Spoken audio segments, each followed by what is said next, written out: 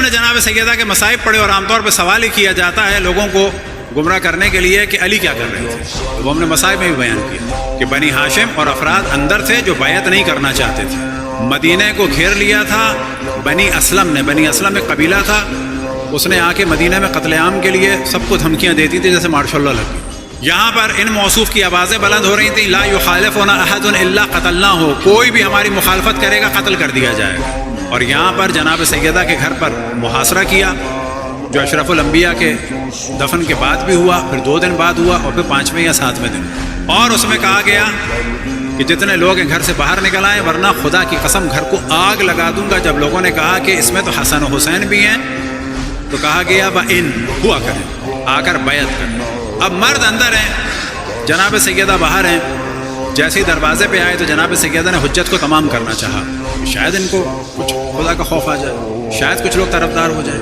اور جو دوسرا ہدف تھا وہ یہ تھا کہ مولا امیر المؤمنین اگر تلوار اٹھاتے تو آج پہلے یا چوتھے کی بحث نہیں ہوتی، آج مسلمان یا کافر کی بحث ہوتی۔ کہتے ایسا نہیں ہو سکتا، معاویہ کے دور میں مولا امیر المؤمنین کو کافر کہا جائے، معاویہ کے دور میں تمام آفیشل جگہوں سے مولا امیر المؤمنین پر لعنتیں بھیجی جا رہی تھیں۔ آیا ممکن تھا کہ مولا امیر المؤمنین تلوار اٹھاتے تو ان کو بالکل دین سے نکال دیتے؟ بالکل۔ اب یہاں تاریخ میں جائیں، عالم اسلام کی پہلی جنگ کس نے کی؟ رسول اللہ کی۔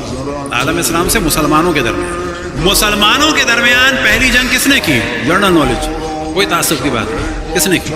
جناب عائشہ۔ کتنے لوگ مارے؟ 6000 سے 36,000 اکثر اصحاب تھے۔ عالم اسلام کی پہلی جنگ۔ دوسری جنگ معاویہ نے کی 70,000 سے 1,10,000۔ ان جنگوں کے نتیجے کے طور پر خوارج وجود میں آئے، اور خوارج نے پھر مولا علی سے جنگ کی، جنگ نہروان۔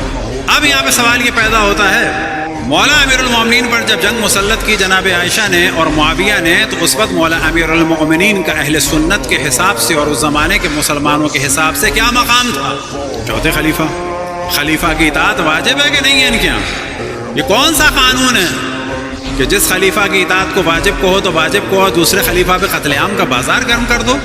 یہ کون سا نظام؟ تو مولا امیر المؤمنین پر جب حملہ ہوا تو مولا امیر المؤمنین آفیشلی کیا تھے؟ خلیفہ۔ اصحاب نے بیعت کی تھی کہ نہیں کی تھی؟ کی تھی۔ اب آپ تصور کریں کہ یہ خلیفہ ہیں اور ان پر حملہ کر دیا محترمہ نے، کیوں کیا اس کو بھی بتائیں گے۔ ان پر حملہ کر دیا محترمہ نے، بعد میں حملہ کر دیا معاویہ نے۔ تمام اہل سنت آج تک کہتے ہیں کہ حق پہ کون تھے؟ مولا امیر المؤمنین۔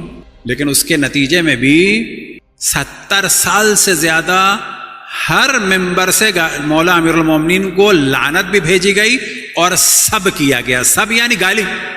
حملہ کس نے کیا تھا؟ مولا امیر نے؟ نہ، ان لوگوں نے۔ کس پہ حملہ کیا؟ چوتھے خلیفہ پہ۔ اب آپ تصور کریں کہ یہ جو اشرف الانبیاء کی وصیت تھی مولا امیر المؤمنین سے کہ اگر تمہارے لوگ ساتھ نہ ہوں تو تلوار نہ اٹھانا، نتیجہ کیا ہوتا ہے؟ اسلام ختم ہو جاتا۔ کیسے اسلام ختم ہو جاتا؟ آج جو مولا امیر المؤمنین کا پھر بھی احترام ہو رہا ہے، پھر بھی دین لے لیا گیا، خصوصاً اللہ جو اس وقت عالم اسلام میں مانا جا رہا ہے وہ مانا جا رہا ہے جو علی ابن ابی طالب نے بتایا تھا، نہ وہ اللہ کے جو بخاری نے بتایا ہے اپنی ٹانگ جہنم میں ڈالے گا، گول گول گال والا، بغیر داڑھی مونچھوں والا امرد، گھونگھٹ لگایا ہوا، بالیاں پہنا ہوا، وہ اس اللہ کو نہیں مان رہے۔ آج دنیا مان رہی ہے اس اللہ کو کہ جس کا تعارف کرایا تھا علی ابن ابی طالب نے۔ امرد کہتے ہیں اس لڑکے کو جس کی داڑھی مونچھیں نہ ہو۔ تو ایک جانب ہمارے یہاں دعائے کمیل ہے، ایک جانب جو ہے جوشن کبیر ہے، تو ایک جانب اللہ کی وہ معرفی ہے کہ جی وہ امرد ہے، بغیر داڑھی مونچھوں کا لڑکا، چھوکرا۔ کیا پاپا یہ مولا امیر، یہ جو بعض لوگ کہتے ہیں اہل بیت سے کیا ملا، اہل بیت سے ہی۔ ایک جانب وہ انٹروڈکشن ہے رسول اللہ کا کہ رنگیلا رسول کتاب لکھی جا رہی ہے، ایک جانب یہ ہے کہ ہم عصمت کے قائل ہیں، یہ اہل بیت سے۔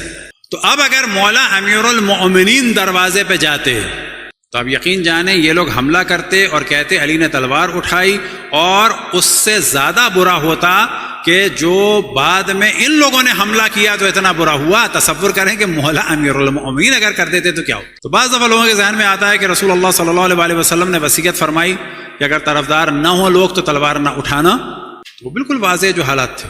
حتیٰ روایت میں ایک جگہ نقل ہوا کہ مولا امیر المؤمنین ایک جگہ سے گزر رہے تھے جہاں پر فینس سی لگی ہوئی تھی اور وہاں پر کچھ بھیڑ تھے، اور وہ بھیڑوں کی تعداد کتنی تھی؟ 30، جو بعد میں لوگوں نے گنی. تو امام نے فرمایا کہ اگر ان بھیڑوں کے برابر بھی میرے پاس افراد ہوتے تو میں کھڑے ہونے کا سوچتا.